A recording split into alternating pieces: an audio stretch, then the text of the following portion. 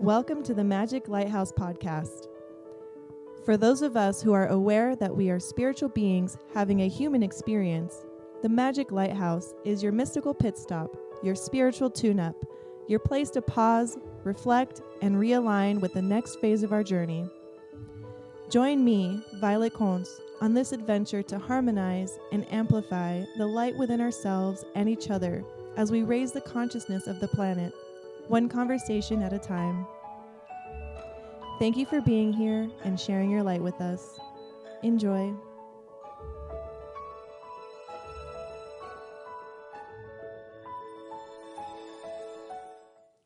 Hello, and welcome to the Magic Lighthouse Podcast. I'm Violet Conce, your host, and I'm here with Michael Rahman. He is the founder of Opus Coaching. Thank you for joining. Thank you for having me. Yeah, of course. This is exciting. Yeah, I'm so excited. So before we dive into the conversation, I would love to take a couple moments to get grounded and centered together by doing a quick little meditation. How does that sound? Sounds amazing. Yes. Awesome. All right, so get comfortable. Close your eyes. Take a deep breath. Get present to the sounds around you. Get present to the lights, the fan,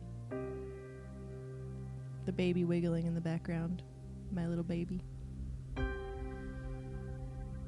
Take another deep breath in.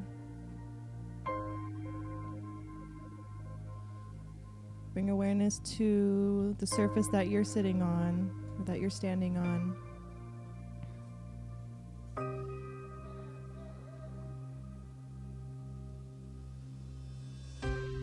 Keep breathing as you think of something you're grateful for. And let that light you up.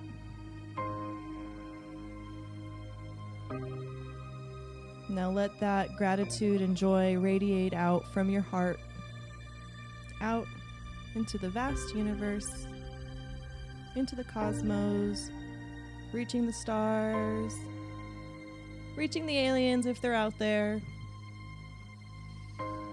and feel it coming back to you, that beautiful radiating gratitude, that light. And be present to that light that's always there, that you always have the capacity to just get present to one thing that you're grateful for and let it power you through your day and impact the world around you. Now on this next deep breath in,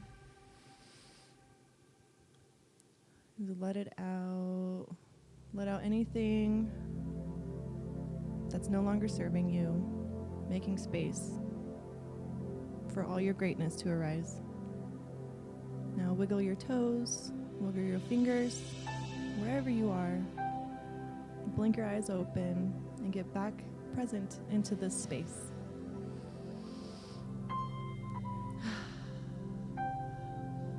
Did you take a nap over there? Or? I really went in. That was great. I love meditation. It's one of my favorite practices. So I love that you're starting the conversation with that. It really grounds you. Mm-hmm. So thank you. Yeah. Thank you. That was great. Thank you for just hopping in and being open to whatever, shows up in this experience. Yeah.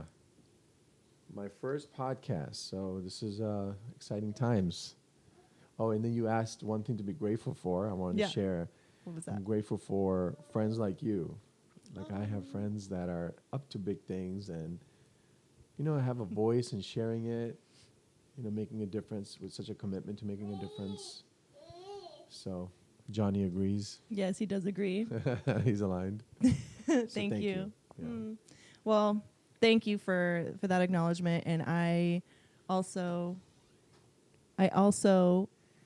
want to thank you and share my appreciation for friends like you as well. Like friends like this, they're part of our soul tribe. Like you're part of my soul family. I feel like. Yeah. And these people, like, you're someone that I can just like talk to and be however I am, whether I'm in a great happy space or if I'm frustrated. Like, you are always there to listen and be in open space for me to go through whatever healing or transformation I need to go through. And you're very, very supportive, which probably makes you a really good coach. Like, that's probably part of why you're such a really good coach, in my opinion. So yeah, thank you. Yeah, it's beautiful. So this is my first in-person interview like this too. I've done interviews on Zoom, and I did one with Gus. So we're learning and growing in this together. This is awesome. And whoever's listening to this is like raw, uncut interviewing. Anyways. That's cool. So your coaching business, what is Opus Coaching? Opus Coaching is so the word opus. Yeah. I wanted to find a word that's meaningful, and it captures the essence of my intention and my stand for people. So I was looking at a few words. I'm fascinated with the Latin language, so I was looking at some Latin words, and opus is a Latin word that means wealth.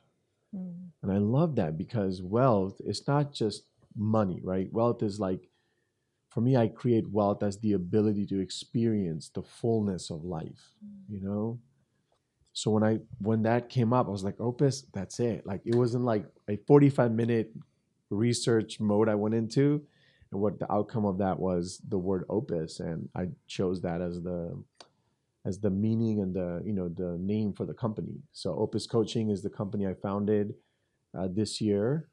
It's a coaching company. We coach clients on performance, spirituality, money, relationships, including relationship with yourself, I think, which is probably the biggest relationship we're going to have and we get to create. So that's Opus Coaching. Yeah, in a nutshell. Awesome. I love it. How did you get started? Like, where did you become a coach? How did that all unfold? Oh my gosh. It's kind of a loaded question. No, that's a great question. And it's a question when someone asks me, I just like look up into the yonder. I'm like, oh, this is such an interesting story. I started coaching in 2011, but wasn't paid. I just did it because I was in certain courses and it came with the course kind of went that way. You coach people. So I was doing that and people said I was really good at it. And in 2012, I worked for a company where I coached people for my job, for a living. And I did that for 4.5 years. And I got to coach, thousands of people. And I was doing some math. It's around 7,000 people that I coached within that 4.5-year time period. Wow. Yeah, but it was very structured. Like I was trained in a particular way to coach, and particular distinctions. So that was the kind of like the journey I went on, right? And then when I left that company, I went back to doing sales, which is what I kind of gravitated towards most of my career. And then I had a couple friend of mine that they were dealing with a breakdown in their life. They were dealing with some stuff in their marriage. They were a couple that were friends of yours? Yeah. Oh, okay. A husband and wife. And they came to me and they said, we would like for you to coach us. And I'm like, sure, we can. I'm happy to support you guys. They're like, no. We want you to coach us. We want to pay you. We want it to be very structured, and we want it to become a long-term thing. And I'm like, oh yeah, I don't do that. I literally was like, I don't do that. No. And then they kept coming back. The husband came back twice. And then the wife came to me once. She's like, will you please take us on as a client? Just give us a number. Mm-hmm. And I was like, oh my God, okay, I guess I'm going to do this. So it was that moment where I chose to I had to interrupt how I viewed myself, in that moment. I had to recreate myself, reinvent myself as a coach, as a matter of my word. Not because some institution is saying it, not because I have a job. It's really, I get to choose it for myself as my word. And in that moment, I was like, I'm committed to empowering people. I'm going to do this. So I gave them a number and they didn't even blink. They were like, done. When do we start? I'm like, okay, we start next week. Now, since then, I've gone on to acquire a bunch of clients. Their marriage is doing great, by the way. That's and they've had some really, stuff that's come up in our calls that is not scripted. I don't have a script for this. I hear it. Mm. And some of the conversations we've had have been one of the most meaningful moments, I think, of our lives. I'll never forget what the husband had said to me. One of the coaching conversations we did, I just was like, you know what, we're going to do a meditation. I want you to face each other. And they were facing each other, and I led them down this conversation where they got to be with each other the last 2 minutes of their life and what that would be like. We went on a little journey. And that was one of the most profound moments that we had. And, the husband came back to me and later just said, hey, where did you get that from? I'm like, I heard it. It was right there. That's what had me created. And he was like, I'll never get over that moment. That's the moment I will, take to my grave. So that's when I start to listen in my own head. There's something meaningful I can provide for people as on my own, not with for some company. So it just kind of solidified it for me, that I'm here. This is one of the purposes I'm here for is to empower people. And the Opus coaching is my platform to be able to do that. So that's how it all got started. And I've been on a roll since then. And, the funny and the very cool thing is I'm just getting started and I'm already pretty successful in it. And what I'm working on, Violet, is going to take this whole thing to a couple of notches up. So I'm really excited. By the end of this year, what's coming out of my company is going to really, I think, rock the world. So I'm really excited for that. Ooh, can you share a little bit about that? Or is that just sure? No. I the meditation that came up. Yeah. Now, I've been meditating on my own, right? Which is one of my favorite practices. And I've gotten some really profound downloads about the possibility of what it is to be a human being. Like, before we started, I was kind of asking, you what our purpose is in life. And we all have our own answers, right? That we kind of make up as we go along in life. So one of the things I'm working on is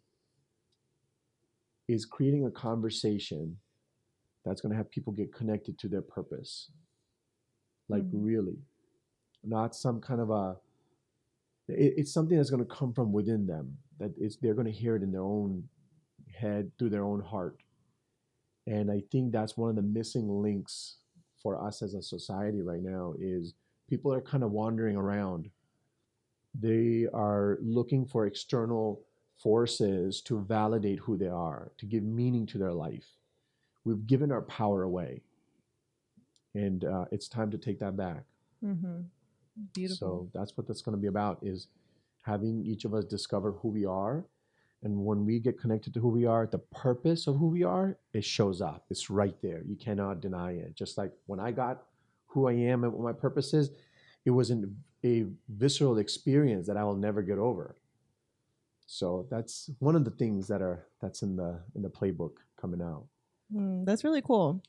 I can only imagine what it is like, what the tangible part of it's going to be, but I imagine it's a space where you're creating the environment such that people can tap into who they truly are and their potential, and their connect to themselves with much more freedom and ease than just going around life trying to figure it out on your own, right? So I'm really excited for what you're creating. Thank you. I'm excited to share it with you and with the world. That's awesome. Yeah. Well, that's really cool. What's something that people, like your clients, what's something that your clients have achieved or accomplished, like just spitballing, like in the world, whether they're in their business or relationships, like just a few examples of what. Few accomplishments. Sure. Yeah. I think a coach is something that people don't have a relationship with. A lot of people don't. They see it as something that other people do. Maybe business professionals do it, or if you're really rich, you do it. Well, for me, a coach is a very necessary element in our life, because without a coach, how do you know where you are in the game and in your own development of the game, in the game of life? So what was the question? Yeah, no, that's great. So the Oh, question the is, accomplishments of the yeah. clients. Yeah. Thank you. I got really lost in that No, world. that was great. I was following you. So I think that's one of the very big advantages people can really create for themselves is hiring a coach, because you really do get that coaching on the court as lived. When you're in the game and you're shooting that basketball, somebody looking at your play is going to make a big difference in how you elevate it, right? Yep. And the ultimate goal, by the way, my relationship with my clients is that my intention is that who they become for themselves is their own coach. That's one of my milestones that I create with my clients. Wow. Because we got to be our own coach, because we're always there. Yep. When I'm there, I'm always there, right? So who's a better coach than me, in a way? So we want to get our clients to that capacity. But in the interim, some of the accomplishments have been, money is the number one reason why relationships fail. Really? Yeah. Couples fight over money. They stress over money, lack of, or whatever. Even if they have a lot of, it impacts them, in some manner. Yeah. That's why in 2010, it was the same reason why I went through a divorce myself. It was we fought over money, and it was a coach that pointed that out to me. And I remember that day when he said, what's stopping you in life is the conversation about money. And I sat back and I just saw my whole marriage go by, and I was like, my God, that's all we fought about. That's where the loss of power was for me. That took me out of being able to be responsible for who I am and my relationship. So that's one of the areas I'm out to impact is marriages. And some of my clients that I've worked with, with the coaching and the actual tools I give them, a systematic way they can manage their finances, has saved marriages. A couple of the couples I've worked with, about 4 couples that I've worked with, their marriages were going down a different path than they were committed to. One of the fundamental things they fight about is money. Again, it's the number one reason why marriages fail. So being able to turn that around and giving them power with how they track it, with their communication. So relationships, marriages, I've supported people, entrepreneurs, get out of debt. I have one client who got out of she, by the way, whatever money she made, it didn't occur to her that she made a lot of money. So she wasn't clear about her spending. Just through my coaching and the system that I developed and trained her in, she was able to get out of, in 1 year, $14,000 worth of debt. Wow. And it really was bringing integrity, a system, a specific mindset, and a coach to hold you accountable to those, what you're giving your word to, turn all these things around. So I coach coaches as well. I have a couple of clients that are also coaches, and I coach them on how to coach their people. So that's been a lot of fun. But ultimately, I think in the area of spirituality, we've had people get connected to themselves, to their heart, to the essence of who they are. I've had clients in the relationship realm, entrepreneurs, family. The family dynamic is an interesting one. I'm the youngest of 3. So I have an older brother and an older sister. My sister's the eldest. And then I have my mom and dad, right? So that dynamic, I've gone to work on a lot in my personal life. I've produced some really big breakthroughs with my fundamental relationships with my mom, with my dad, and my 2 siblings. So that's an area that I feel like I have a lot of power in, a lot of mastery in. So that's another fundamental thing I coach people on how to have meaningful, empowering, and powerful relationships with your loved ones. When the ones that are closest to us, sometimes we get blinded and we don't give them our best. Yeah. And I think that's the biggest shortfall, in life right now. We want to give our loved ones the best. The world will come later. They're number one because they're the closest to us. But how do we do that? There's so much stuff built up. So we peel all that stuff out so that we can authentically be with our loved ones newly. That's so important. Yeah. Definitely. Yeah. Wow. Well, were you always this, transformed human being? Like were you always such a coach? Not such a coach. Were you always this connected and, self-aware, or what was your life like before you got into this world? Can you tell us a little bit about your journey to where you are here? Yeah, that's a great question. And I really had to look when people asked me that in the past, and this is what I come up with. When I was around 2 years old, I went through some real trauma in my life. I saw my dad, who was a drunk at the time, um, be abusive towards my mom, physically abusive. And I had to witness that. And he would be abusive to my siblings as well, like very abusive. I had to watch that too.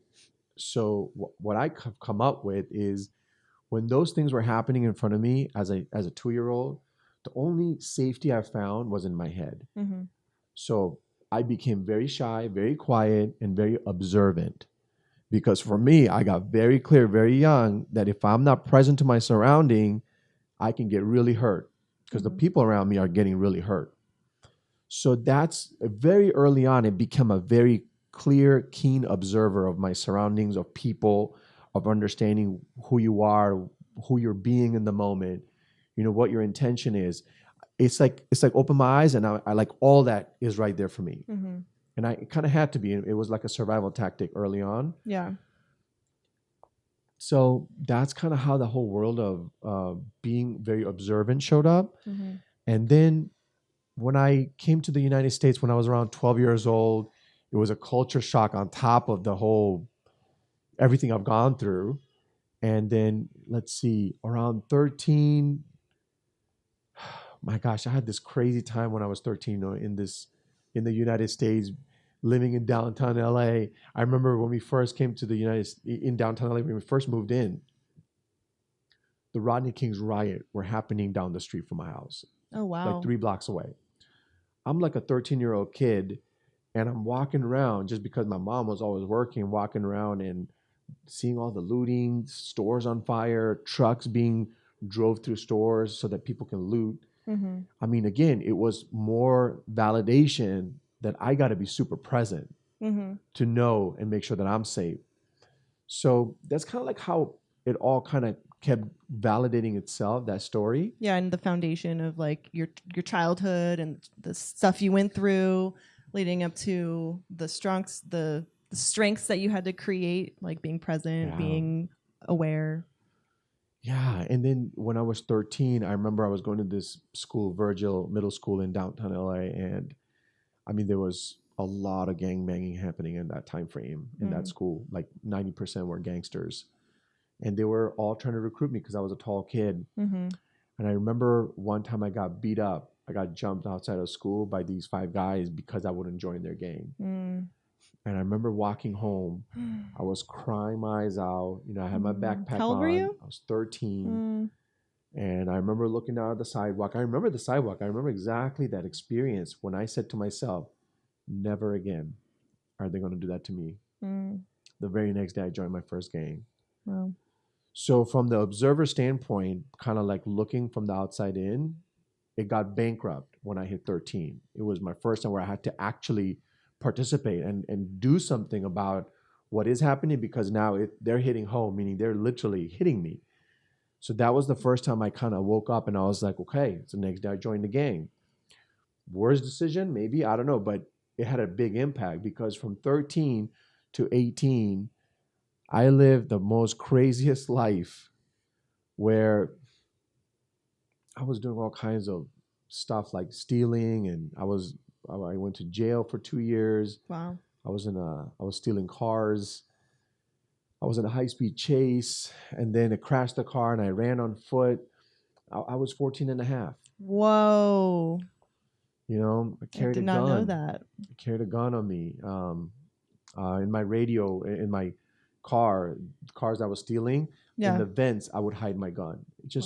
That's the kind of mentality I became out of that one decision I made, which is like, they're never going to do that to me again. Yeah. So I went on a rampage. Yeah. I ended up having 2 kids with 2 different women by the time I was 18. So I come out of all of that, at that stage of my life at 18. I remember after I came out of jail, I almost went back to jail for being caught for the same thing. I remember I was walking around looking for a car to steal when the police came around, and I was hiding under a car. And in that moment, it was like an awakening. It was like, I really got present to what the hell am I doing? Yeah. Like, this is going to lead to one path, which is jail for a long time. Yeah. Like, Michael, is this the path I had a choice in that moment. Thank God. In that moment, I said to myself, which way am I going to go? Yeah. And I chose the path of turning my life around. Wow, what a wake-up call to be under a car and like hiding from the cops. Like, wow. So from that moment, and you were what, 14 you said? No. At that time, 18. I was 18. 18. Yeah, a little past 18. Damn. So if I would have gotten caught that day, it would have been lights out for a couple of years for me. Wow. Yeah. Well, I'm grateful that that life turned that your life turned at that point. So from that moment to today, because I know you have a very rich life full of all kinds of experiences. Yeah. So what are other experiences that you've gone through that have led you to this point where you are now? And I think a lot of people can relate to what you have gone through. So yeah, I'd love to hear. Thank you. Yeah, so far at the age of 3, there was these now looking back, I can see these moments that defined who I am. At 3, watching my dad be abusive towards my family, it started to define who I am. At 13, getting beat up, made a decision, defines. You see how I want to highlight in this conversation how much what happens to us in life, circumstances, can have us make decisions that define the rest of our life. Now, some of us are privileged to have a wake-up call, to realize that they're going through a decision and they're living out a decision they made years ago. And I've had that privilege, So coming out of that whole 18, running away from the cops and finally getting away and making that decision, I started cleaning up my act. I was working now. I'm a working man. I have 2 kids to choose child support to pay for, so that kept me in line too. Yeah. And then I remember meeting this girl at work, and we fell in love, and we ended up moving in together. Eventually, got married in 2004, and I was doing sales. I was living a very ordinary life, but inside of me, my heart wanted a lot more. I just didn't know how to communicate what I wanted, what I needed, what I was feeling, what I was thinking. Everything was like, it wasn't safe to communicate. That's how I lived my life from 3. It wasn't safe. So I just bottled that up. So I ended up gaining a lot of weight. And money bottling up what you wanted to say manifested itself into your physical body. Yeah, big time. Yeah, I was up to like 287 pounds or something like that at one point. And we fought about money, which is one of the main reasons, relationships fail. And we were just another statistics in that too. Yeah. And in 2010, she shared with me that she has feelings for someone else. And I was so upset. And I was like, I'm moving out. That's it. And it wasn't like she said, I'm leaving you. She just said, I'm having feelings for someone. And looking back, she wanted to work it out with me. Yeah. But what I heard is, she's rejecting me. This is my wife, right? And this is like, I'm out of here. And I made a decision, and I started acting on that decision. I literally moved out within about a week, and then I started to realize what I did again. And I tried to get her back. It didn't work out. So now I'm living on my own. I say like this is the period of my life in 2010 where I kind of hit rock bottom. Because I felt very alone. I didn't have many friends because I was so enwrapped in my relationship that I wasn't creating friendships in my life. So alone, I remember creating my first Facebook profile, and I had like 14 friends. And I think 9 were like family members. It just felt like alone. And that was the year that I said to myself, I've suffered enough. I've been observing enough. It's time to play. It's time to start speaking. It's time to transform my life. And I started doing a lot of self-development, and just kept waking up more and more, taking responsibility more and more. And I realized the more responsibility I take in life, the more powerful I get. And people think it's the opposite. That, responsibility is like my fault or my blame, or I have to now take responsibility like a burden. It's the joy of life to be responsible. It's what the divine spirit is here for. That's how we're supposed to be, and naturally, and we are. So I just started to take more responsibility in my life and just kept growing and expanding. And before you knew it, back to the beginning of this conversation in 2011, I started to coach. It became very natural for me, very natural, to the point where people back then were telling me I should be charging for this. I don't know. It's just how I look at life, how I view life, especially with the enormous amount of life experiences I've had. And for me to even be standing here and not be in jail for the rest of my life is a major milestone. Yeah. So having gone through everything I've gone through, I had to look at how I wound up being and interrupt it, because that life that I was raised in and all those choices I made was going to lead me one path. So these awakening, the more I woke up, the more I was able to really see that default future and be able to actually create a new life for myself. From 15 to age 30, I used to shave my head.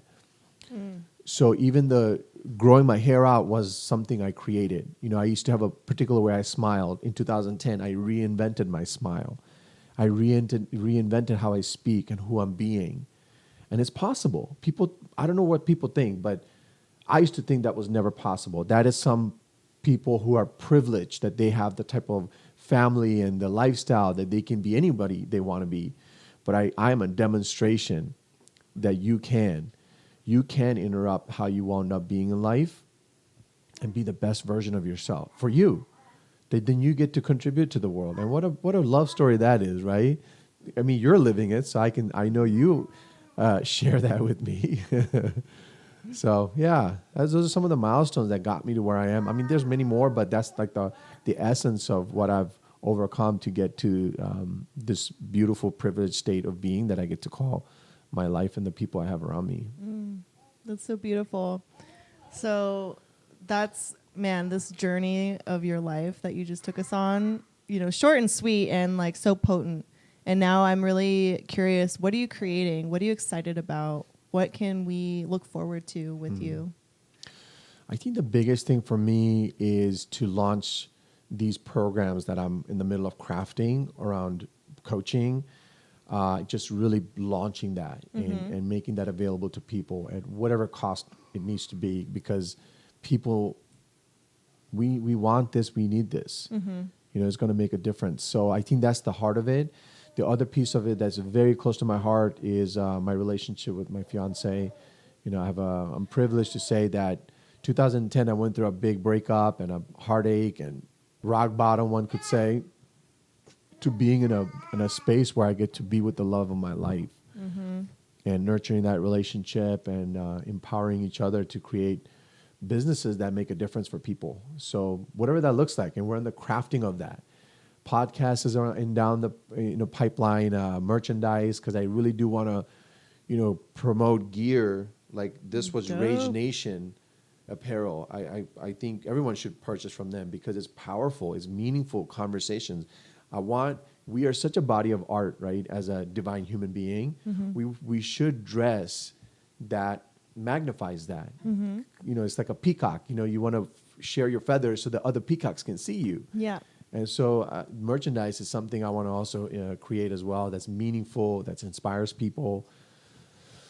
Yeah, tarot decks. I mean, I don't know. Dope. Yeah, I hear lots of collaborations in the future too. That's awesome. Thank you. Yeah. I wanted to leave you and your audience with something. There's a distinction. I think, what's a distinction? First of all, a distinction is, when you get balance. Before you got balance, you didn't have the distinction balance. You may know about it, but once you get balance as a distinction, it's yours for the rest of your life. You never have to think about it. There's a distinction that's at the heart of Opus coaching. Anything and everything we provide is the heart of it.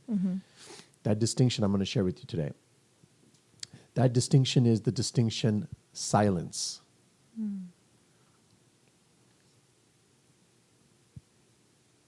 It's present right now, isn't it? Yeah. Yeah, that's at the heart of what we're here for. That's the returning to who we really are, the essence of who we are. It lives in that silence.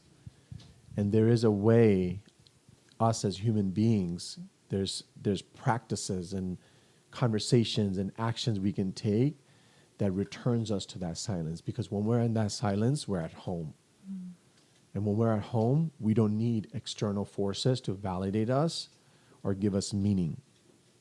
We get to invent it.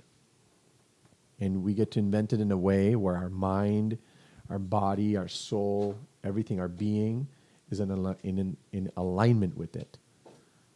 And, whatever that means to you or the people listening, I'm going to invite each of us to practice meditation as an access to getting to your silence.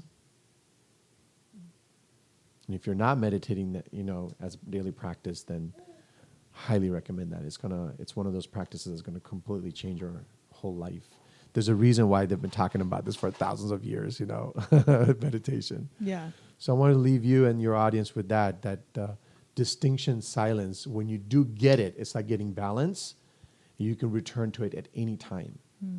So work on that. It's worth it. Thank you. I got chills as you were sharing that. And that's part of why we offer guided meditations here at the Magic Lighthouse too. So thank you for highlighting that. And it really is such a beautiful, powerful place to be in. And that silence as a distinction is just, wow. It's so profound. So how can people get a hold of you? How can people stay connected and just, even work with you? Oh my gosh. Go to my website, opuscoaching.com, OPES coaching.com, or email me at iampowerful@opuscoaching.com. Those are my little tricks of having people get how powerful it is when we're typing I am powerful, like how powerful and meaningful that can be. Those are little ways I put in my little seeds, but those are the two ways I would say. Reach out, check out my website. You can fill out a form to reach out to me or email me directly. Would love to set up a 20-minute consultation and we can just talk, just see what you're up to and see if we can make a difference for you or not, which I'm pretty sure we can, but let's get into it. Let's get into your life. Very cool. And for the Magic Lighthouse audience, is there, any kind of anything you want to leave the Magic Lighthouse audience specifically? Definitely. So for the Magic Lighthouse audience, the fact that you're here, it tells me your intention for life. It gives me a sense of it. You're here to grow, to expand, to learn, to slow it down, get present, really be your best self. So for people like your audience, I don't have a number in mind, but I want you to know, and I want your audience to know, I will be, and my word is, I will roll out the red carpet for you guys, whatever that means, whatever that looks like. We'll work it out in communication, but know that you will get the best of us. And I 100%, 1,000% believe that. And I am super grateful that you are here with us and sharing your magic with us. Thank you for just sharing this whole journey that you went through and being a source of inspiration. You're someone that has made such a big difference for me in my life. I've known you for maybe 5 years now. We were both completely different people back 5 years, right? And just time has this way of evolving us. So thank you for everything that you've contributed to me, all the coaching you've done for me, and just the friendship and the good times. And I'm excited for future podcasts, for future festivals, and just to keep continuing to create. Yeah. Hey, I want to also end with just acknowledging you for putting yourself on the road, on the mat by inventing this podcast. It really is an invention, isn't it? From nothing. And from a meditative state. Actually, the name came to me in a meditation. Wow, look at that. Yeah. That's beautiful. So I do acknowledge you thank you for being the one, being brave enough to say that I have a voice, I'm going to share it. I'm going to bring like-minded people to this conversation and share it, because if we're not sharing, how are we going to spread the good vibes and the love and the transformation, right? Yep. And you're putting it on a very powerful platform in a very meaningful way. So thank you on behalf of your audience, on behalf of the world, all the people you're going to touch and all the people that they're going to go touch. Thank you for doing this, for making this happen. You're very welcome. And thank you. Well, that is all, folks. We will be signing off. Thank you so much, Michael. Thank you. Love you, my brother, my friend. Until next time. Can't wait. Bye. Bye. For more guided meditations, soulful conversations, and conscious content launched weekly, please follow the Magic Lighthouse wherever you listen to podcasts. See you next week.